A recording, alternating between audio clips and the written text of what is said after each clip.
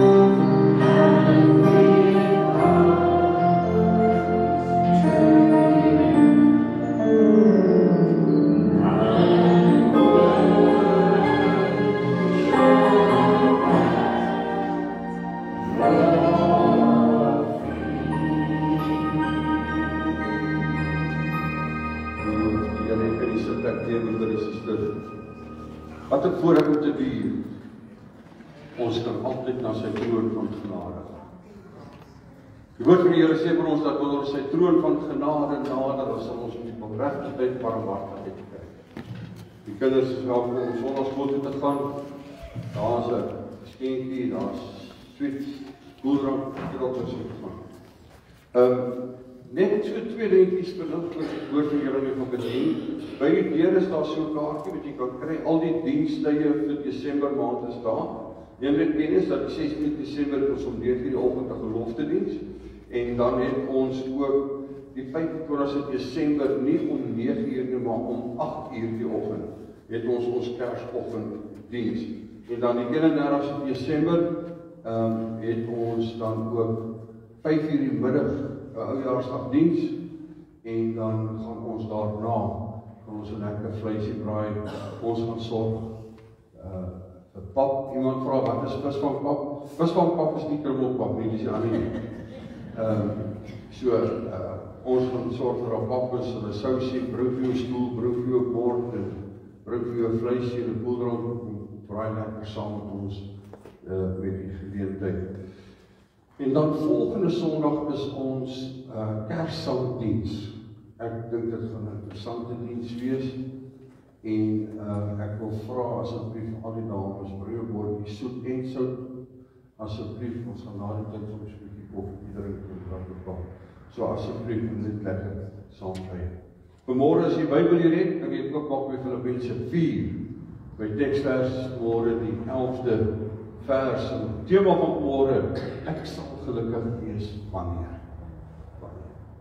Daai wanneer kan jy invul wat jy ook al dink jy wil invul. En ek lees vir die woord van die Here. Paulus skryf hier vir die gemeente van Filippense. En hy sê daar in die 11de vers: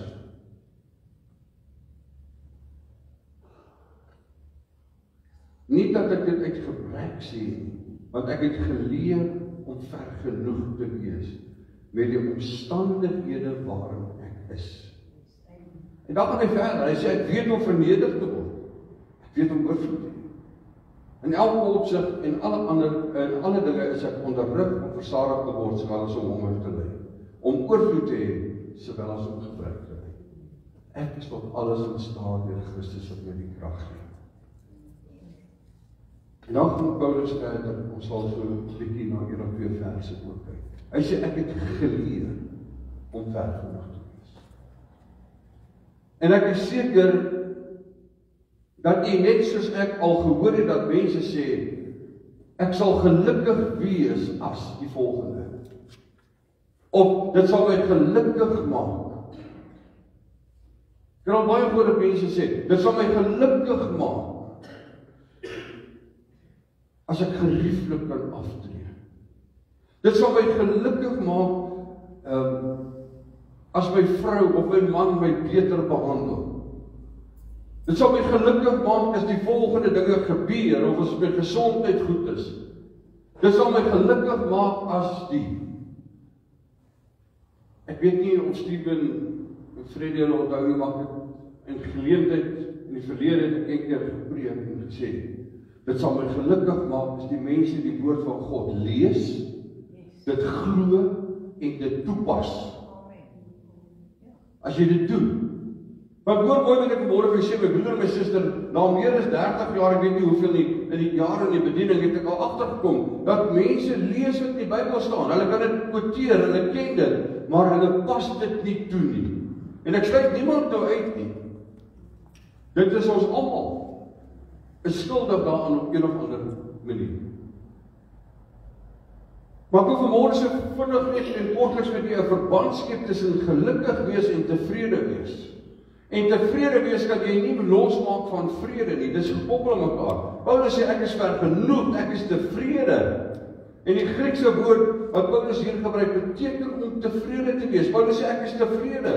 En daai vrede beteken om innerlik vrede te hê. Om rustig in die Here te wees.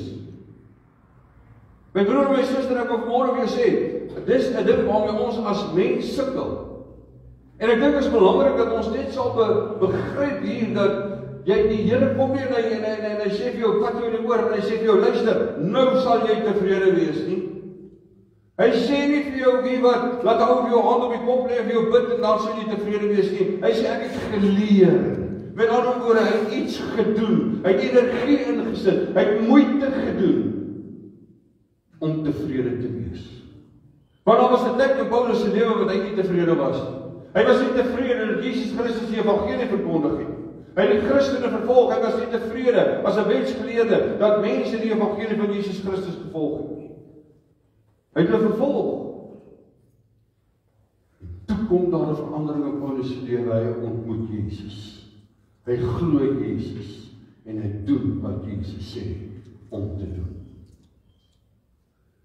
Om in 'n toestand te wees waar dit wat om jou gebeur, nie dit wat in jou is versteur nie.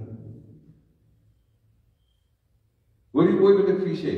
Om tevrede te wees, om daai innerlike vrede te hê, om rustig in die Here te wees, is om in 'n toestand geestelik te verkeer, waar jy nie toelaat dat dit wat rondom jou gebeur, jou omstandighede, soos Paulus se omstandighede, hy was in boeie, hy was in die gevangenis, ek dink jy het lekker geslaap, ek dink jy het lekker kos gekry daar. Dink jy die tronke van daai tyd en daai plek was nie van vandag nie. Weet jy wat 'n gebalanseerde dieet afgeëet nie? Dit het dalk veel brood en water gegee. Dus jy moet nie dat jou omstandighede, die vrede, die tevredenheid wat hier binne in jou is, versteur nie. Kom ek sê so vinnig vir jou, wat is een van die tekens wat jy gaan weet, en ek gaan nou 'n paar van hulle noem, dat jou tevredenheid, jou innerlike rus, daai rustigheid wat in die Here moet jy versteur is die mate van dankbaarheid wat jy bewys en wat jy uitleef.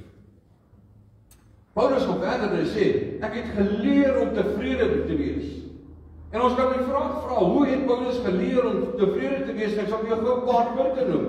Maar dan moet jy ook onthou dat daar is 'n paar kernbeginsels wat ons nie een kant toe kan skuif nie, want tevredenheid is die beginsel. Tevredenheid kom nie wanneer jou omstandighede verander nie, maar tevredenheid kom wanneer jy verander.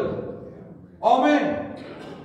Tevredenheid kom nie wanneer jou omstandighede verander nie. Paulus se omstandighede was nie lekker nie. Paulus se omstandighede was moeilik. Hy sit in 'n tronk. Wie wil in 'n tronk sit? En dan nog in 'n tronk soos daai. Maar Paulus sit in die tronk, sy omstandighede het nie verander nie, hy sit daar. Inteendeel sy omstandighede het versleg. Waar hy die sorg van 'n gemeente was en deur omring was deur mense wat hom liefhet en wat die evangelie wou vader, kom Paulus en hy sit op 'n plek waar hy nie wil wees nie, waar dit nie aangenaam is nie. Maar jy sien wat gebeur het, dit wat binne Paulus is, het nie verander nie. Sy rustigheid in die Here, sy vertroue in die Here het nie verander nie. En hy het nie toegelaat dat sy omstandighede dit verander nie. My broer en my suster, kom ons wees vanmôre eerlik met mekaar. Hoe dikwels verander ons omstandighede hoe ons voel en dink? Of sy net bly wat dit gebeur. Jy moet onthou, Paulus sê tevredenheid, vrede, vergenoegdheid kom nie wanneer jou omstandighede verander. En ek gaan vir meer daaroor sê. Dit kom wanneer ons daarna streef en daaraan werk om meer gelykvormig te wees soos Jesus. As 'n liedjie wat ons baie gesing het, te wees soos Jesus. So sag en so nederig. Moet ons streef wees om meer en meer te wees as Jesus. Tweedens, die tweede beginsel wat ek net vir julle wil noem is geluk bou op tevredenheid en nie andersom nie. Weet ek dink die hele week in 'n boodskap en ek na vandag se diens dan begin ek vra Here, wat moet ek volgende Sondag sê? Here, wat wil U hê moet ek vir die gemeente sê? Wat wil U hê moet die boodskap wees wat uitgedra word? En ek lees 'n ding van Joyce Meyer en ek maak hom so beweging, die ding wat kan beweeg en ek sit hom op my status, ek weet nie of ek op Facebook opgesit het. En dan praat hy van die goed wat jou blydskap van jou steel. En dan praat hy daaroor 'n klomp goed is wat dit veroorsaak. En ek sit nog op die prentjie so by die met 'n kerkdeur wat oopgaan en hierdie goeders gaan binne in die kerk. My broer en my suster, die waarheid is dit. Ons laat baie goeders toe om in die kerk in te gaan of in ons lewens in te gaan. Wat ons tevredenheid en ons dankbaarheid en ons rustigheid in die Here van ons afsteel. Jesus sê, my vrede gee ek vir julle. Daar is soveel dinge wat ons vrede van ons afsteel. Die vreugde wat Christus gee, ervaar ek nou in my gemoed.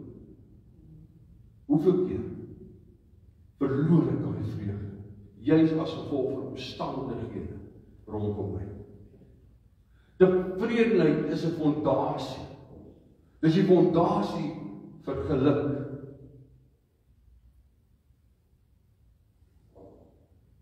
Om tevrede te wees beteken om jou omstandighede te aanvaar. Franciscus van Assisi het gesê, Here, help my om te verander dit wat ek kan doen, maar te aanvaar dit wat ek nie kan verander nie. Om te aanvaar dit wat jy nie kan verander nie, dit wat jy kan verbeter, yes, go vir dit, doen dit. Maar as jy nie die omstandighede kan verbeter nie, of verander nie, aanvaar dit. Paulus het sy situasie aanvaar waar hy in die gevangenis gesit het. Nie gesê dis vir hom lekker nie, nie gesê hy keer dit goed nie. Maar hy het dit aanvaar, want daar was 'n paar dinge wat vir hom belangrik was. Hy was rustig in die Here, hy het tevredenheid gehad in die Here. Hy het tevredenheid gehad dat die Here met hom is. Hy het dankbaarheid gehad dat die Here hom nie gaan begewe en verlaat nie. Hy het die dankbaarheid gehad dat die Here sy saak vir hom stry. Gelukkig wees is 'n emosie en dit wissel. Vandag is jy baie gelukkig en môre is jy minder gelukkig. Maar om tevrede te wees en om dankbaar te wees is iets wat jy leer om te doen. En dit raak 'n ingesteldheid by jou en dit behoort nooit te wissel nie. Jy moet standvastig te wees in jou tevredenheid in die Here, in die rustigheid wat jy in die Here het, in die vertroue wat jy in die Here het en in jou dankbaarheid wat jy teenoor die Here het. Paulus het tevredenheid gehad.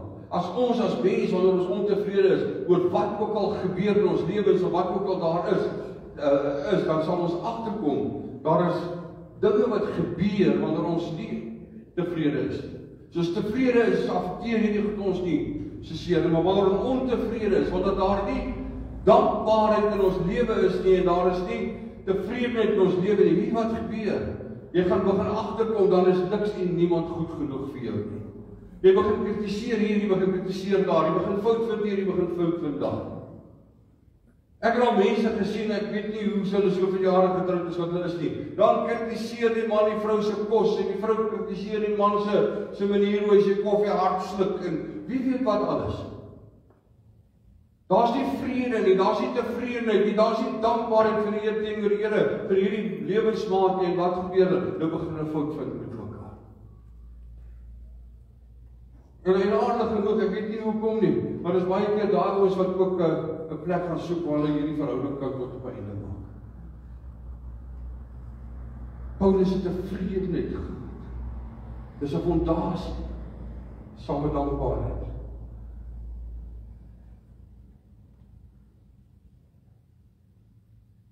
As jy ontevrede is en jy weet, dan voel jy dan kort iets. Dis nie genoeg nie, dan moet iets anders wees. Daar's 'n leemte. Dan raak jy gefrustreerd en dan vergelyk jy jouself. En jy vergelyk ander mense met ander mense. En jy vergelyk dit wat hierdie ou doen en daai ou doen en jy kom tot 'n onregverdige vergelyking, want jy kan nie twee mense en twee dinge vergelyk nie, want ons is niemand dieselfde. Ek het geen illusie daaroor dat almal nie van my sal hou nie. Want dit is hoe dit is. En jy kan nie vanmôre 'n illusie hê dat almal van jou sal hou nie. Want dit is nie die punt nie. Die punt is, ek is tevrede in Christus dat almal moet my lief hê. En dit is hoe dit moet wees. Wanneer mense tevrede is, dan waardeer hulle wat hulle het. Selfs in hulle omstandighede openbaar hulle dankbaarheid. Dan sien hulle die hand van die Here, selfs in klein dingetjies in hulle lewe. Tevredenheid word geleer en nie altyd op 'n maklike manier nie. Verskoning. Jy leer tevredenheid, jy leer dankbaarheid in moeilike tye, in moeilike omstandighede. Jy weet, ek sê gister vir Victor, dat ek dit nou maar uit my lewe uit vertel.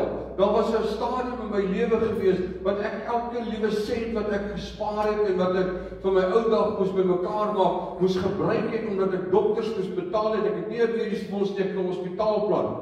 En dis die dermatoloog, en dit is die onkoloog, en dis, ek weet nie wat se loë almal nie, maar ons was by hulle almal gewees. Met almal wat nie gesond was. Al my geld is daarmee heen. Ek het agtergeraak op my huis baie beter. Daar was nie kos in die huis nie. Gelukkig was sy in die hospitaal en kon hulle haar daar iets gee om te eet.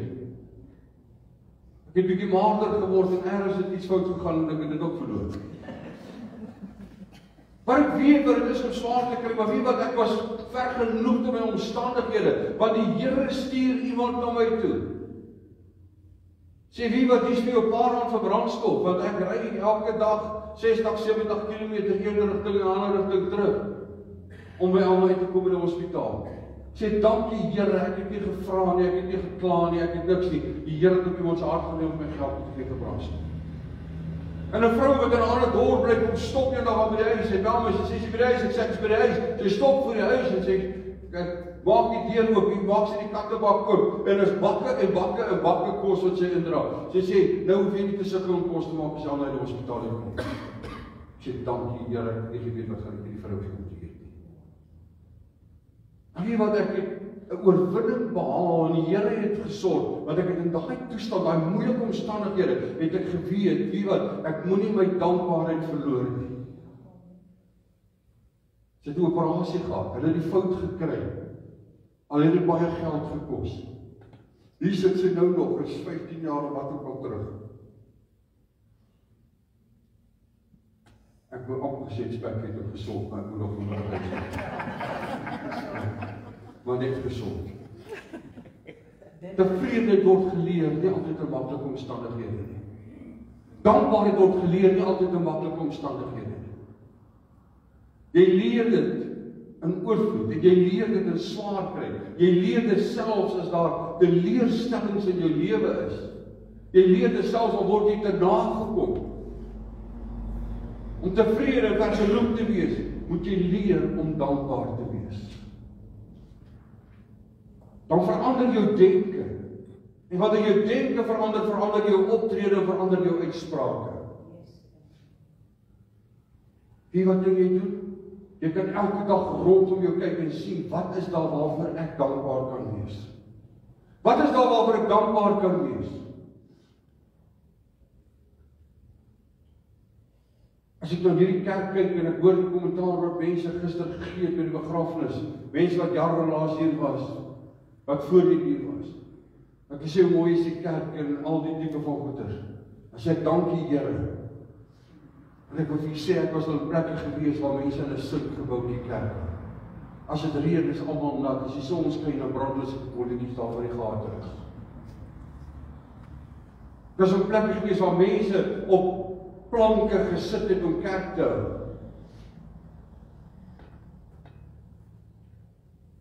Dit reën om dankbaar te wees. Ons het stoele en materiaal kom al van 1983 af, maar nie een van hulle is gesteel. Nie een van ons sit vanmôre op 2 oop bakstene met 'n plank op nie. Skaffelplank. Daar's dinge, ek noem nou maar die net vinnig, daar's dinge waarvan ons rondom ons kan raak sien en voor dankbaar wees. En dan dank jy die Here vir dit wat jy raak sien. En wanneer jy dit begin doen in jou lewe, dan kom jy by 'n plek waar jy dankbaarheid leer. En wanneer jy leer om dankbaar te wees, dan vloei tevredenheid daaruit. Dan leer jy om vergenoeg te wees. Ek sê nou mooi is, sê Paulus, maar wie wat sy gees is vry. Dit vat nie sy geloof weg nie. Dit is baie interessant, dat wanneer ek gaan kyk na geluk, dan besef ek een dat almal van ons wil gelukkig wees. Almal van ons wil gelukkig wees. Maar baie van ons, ek sê nie almal, baie van ons dink, om gelukkig te wees beteken ek moet net daar wees. Nou en dan smile. Nee. Jy werk daar. Jy leer om dankbaar te wees en jy leer om tevrede te wees. En dan gaan jy sien hoe kom geluk. Ek het in my lewe baie huweliksverhoudinge. Baie verhoudinge. En wie waar lê baie van die probleme? Mense sit met die situasie van hulle begin fout vind want hulle is nie tevrede nie. Hulle is nie dankbaar en hulle begin kritiseer. En hulle begin dinge doen en sê wat kom bly. Weet jy dat volgens, en dit is iets wat die sielkunde sê, en ek stem nie altyd met die sielkunde saam nie, maar die sielkunde leer baie dinge uit die Bybel en dit het ons ook nie vergeet nie. Wat vir my interessant is, dat volgens die sielkunde is omtrent 50% van jou geluksbasislyn geneties. Met ander woorde, die plek waarvan jy vertrek om dankbaarheid, tevredenheid en geluk te soek, 50% van dit is geneties. En ek stem nie heeltemal saam dat dit jou gene is, wat ek wel sê is, dit lê dalk in die manier hoe jy opgevoed is en waar jy blootgestel is, dit wat jy geleer het as 'n kind en soos wat jy ouer geword het. Want weet jy wat, ons hoor hoe mense praat en praat ons ook so baie keer in dieselfde. Ek was in 'n gemeente gewees en ek sê dit nou met 'n illustrasie. Daar was al 2 mense. Dan sê ek wil dink ons moet dit doen.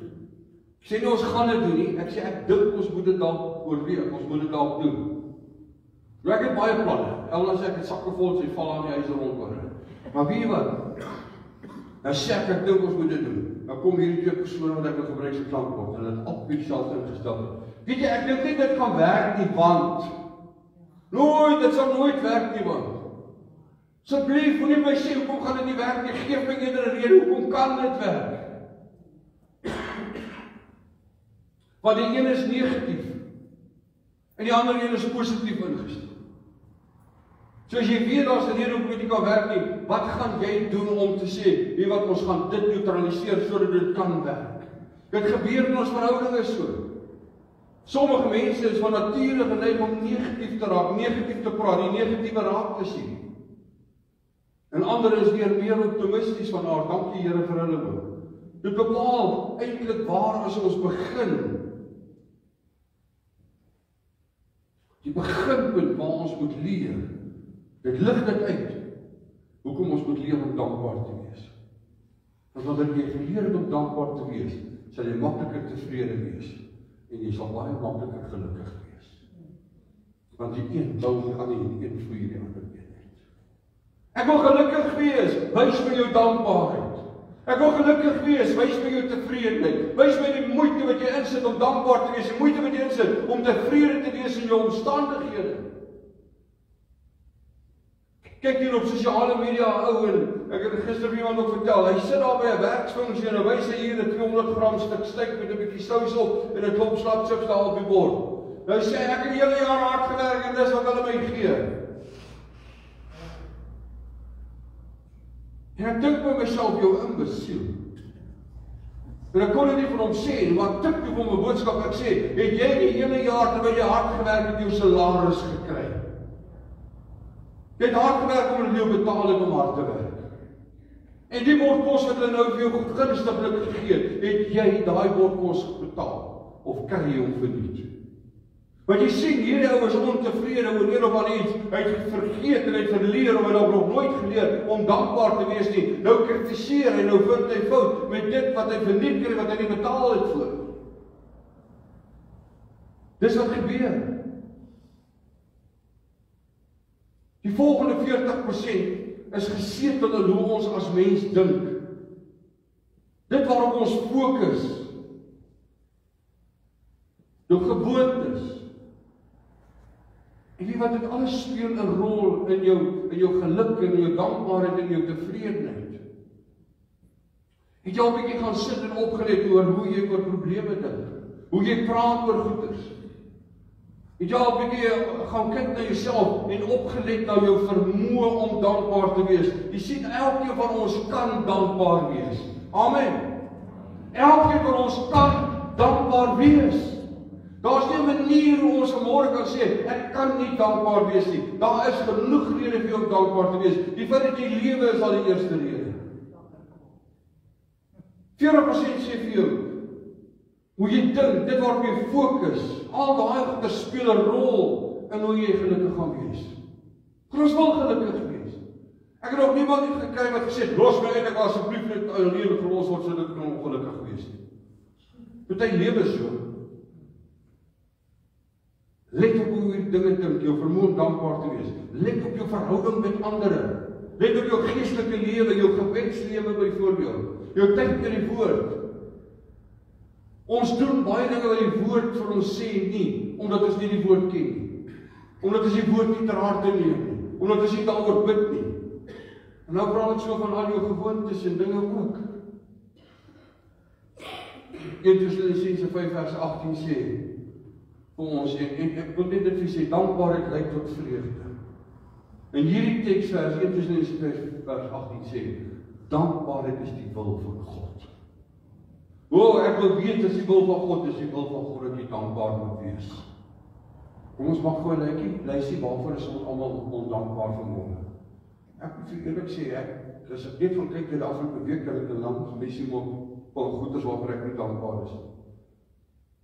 Maar dis die waarop ek fokus op die goed waarvoor ek kan dankbaar wees. Die wêreld gee ons baie verkeerde antwoorde, verkeerde leiding. Jy sal gelukkig wees as jy meer geld het. Nonsens. Jy sal as jy beter werk het, sal jy gelukkig wees. As jy 'n beter huis het, sal jy gelukkig wees. As jy 'n beter kar het, sal jy gelukkig wees. As jy aansien het in die gemeenskap, sal jy gelukkig wees. As jy status het, sal jy gelukkig wees. Hierdie goeders maak nie gelukkig nie. Dis maar 10%, die laaste 10%. Dit wissel, dit gaan verby. Ek het mense gesien wat arm was, wat ryk geword het. Ek het ryk mense gesien wat arm geword het. Dit verander. Dis nie 'n konstante nie. Kan dit onder omstandighede plaas. Besittings en hierdie dinge vorm 'n klein deel van die geluk wat ons ervaar. Dit bring maar 10% mate van geluk in jou lewe. En dit is hartseer dat mense oor geld, oor besittings en status seker 90% van hulle tyd insit terwyl hulle 10% van hulle geluk kry. Dis so verwronge ons partymal is dit ons denke en ons doen en late. Vorm 'n klein deel. Steek daarvoor om te dink, te werk daarvoor, dankbaar te wees en daaroor tevrede wees. En nou doen ons dit nie, dan manifesteer ongelukkig in ons lewe. Lukas 12 vers 15 leer dat die lewe bestaan nie uit 'n oorvloed van besittings nie. Ons dink anders oor hierdie goeders. Paulus sit met niks behalwe hoe jy nie. Slegte omstandighede. Maar wat hy het, is die vrede in die Here. Sy vreugde in Christus. En dit is ver beter as al die anders.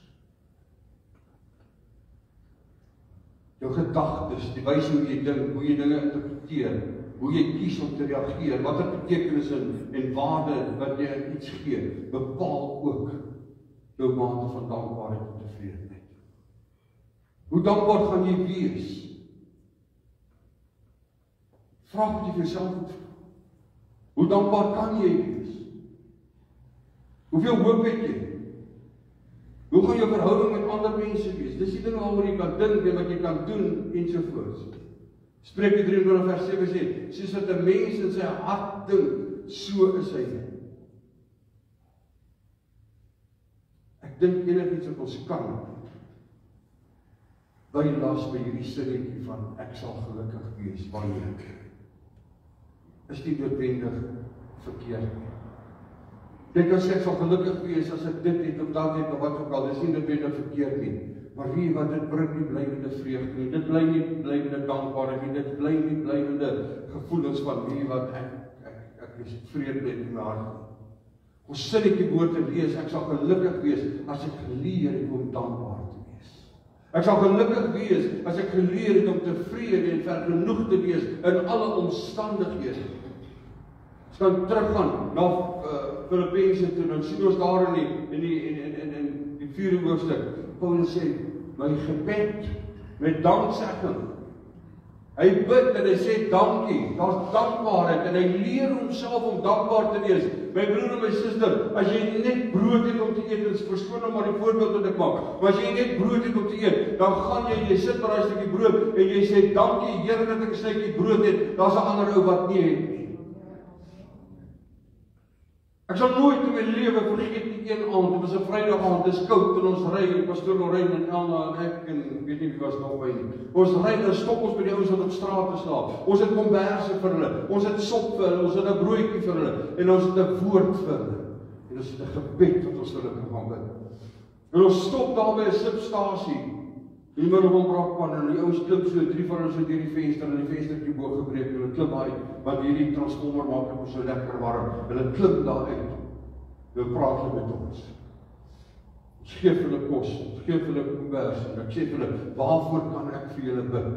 En so een ou, ek dink sy kleerlik dra vir Appington of Kakamas of daar ergens vandaan kom.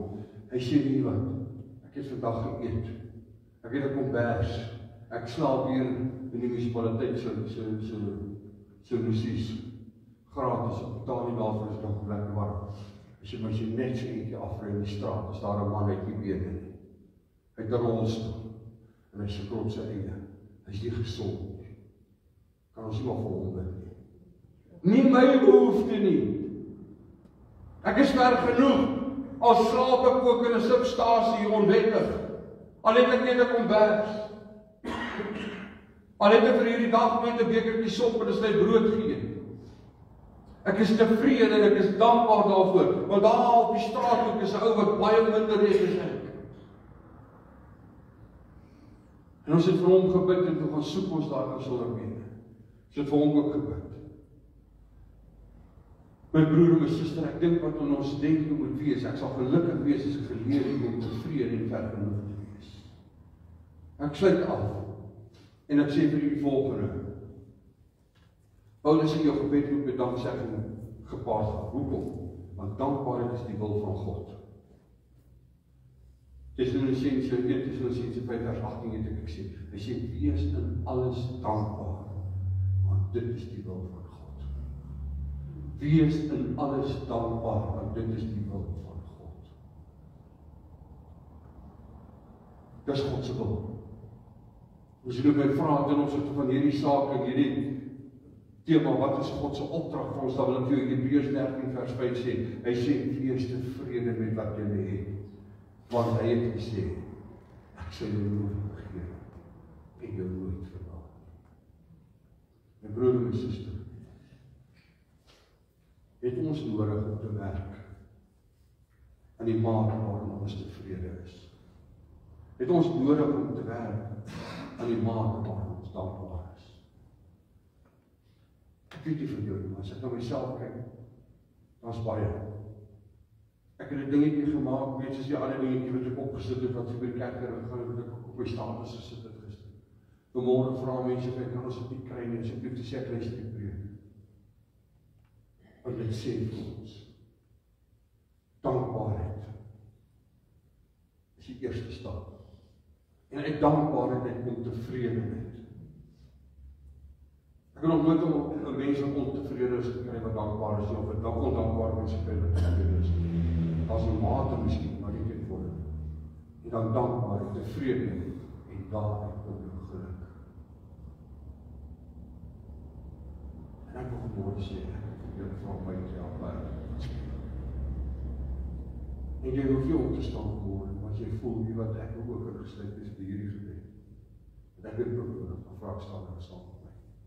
Kom ons bid so. Vader, ek staan vanmôre voor U. En U sien, Here, wie staan ook vir ons voor U. Here, is dit my belangrik om te weet wie voor my staan en wie voor U staan. Here, U wat in die harte kyk, U sien vanmôre. En ek wil vanmôre vra, Here, lei ons deur die Gees van waarheid, dat ons in elke omstandigheid die rede vir dankbaarheid kan vind. En dat ons dankbaarheid teenoor U in gebed bekend sal maak. Here, dankbaar dat U in ons omstandighede is. Dankie dat U vir ons 'n toevlug in nood is. Dankie dat U ons uittrek. Dankie dat U vir ons voorsien. En so kan ek aangaan, Here, in elke omstandigheid is daar 'n rede vir dankbaarheid. En Here, dat daardie dankbaarheid daaruit sal groei, ons vergenoegdheid, ons tevredenheid.